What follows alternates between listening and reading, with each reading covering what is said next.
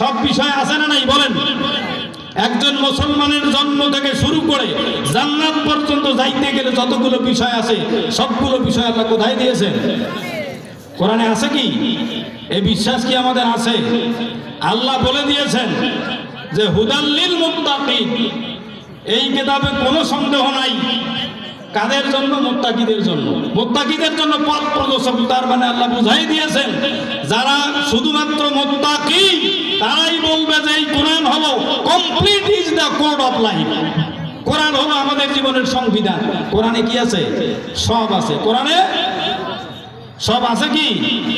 আল্লাহ সূরা আনামে বলেছেন মা ফাররাতনা ফিল কিতাবি মিন শাই।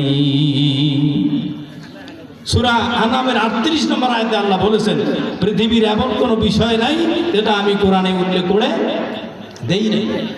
প্রিয় হাজিরিন, আমি আপনাদেরকে অনুরোধ করি যতদূর মাইকের আওয়াজ যায় আপনারা নিজে কোরআন পড়বেন। বিশেষ করে আপনাদের সন্তানদেরকে আপনারা কোরআন শিক্ষা দিবেন, হোক ছেলে হোক কি মেয়ে। আমি আপনাদেরকে মেসেজ দিতে চাই, সেটা হলো এই যে আপনারা ওয়াজ বাড়িতে আসছেন, মনে করেন আজকে 10টা 11টার দিকে আপনি নাস্তার ভাত খেয়েছেন।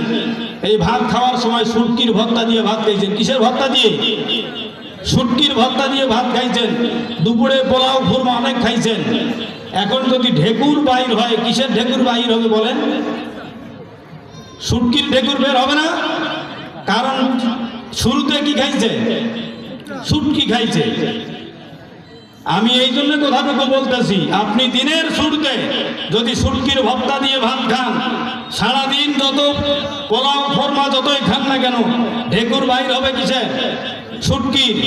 ঠিক তেমন করে আপনাদের কলিজার টুকরা সন্তানদেরকে যদি কোরআনের হাফেজ বানান, কোরআনের আলেম বানান, এদেরকে যদি শুরুতে আপনারা কোরআন শিক্ষা দিতে পারেন, এরা যত বড় রাজনীতিবিদ হোক না কেন, যত বড় নেতা হোক না কেন, এরা যেখানেই যাবে সেখানে কোরআনের ঢেকুর তুলবে। কথা বলে ঠিক কিনা? তাহলে শুরুতেই সন্তানদেরকে আমরা কি শিক্ষা দিব? কোরআন শিক্ষা দিব। আমরা কোরআনের পক্ষে আছি তো? যারা বলবে কোরআনের পক্ষে আছি আমরা তাদের সাথে আছি। যারা কোরআনের পক্ষে নাই, যারা কোরআনের পক্ষে কথা বলে না, তাদের সাথে কোনো মুসলমানের কোনো সম্পর্ক থাকতে পারে না। কথা বলেন ঠিক কিনা?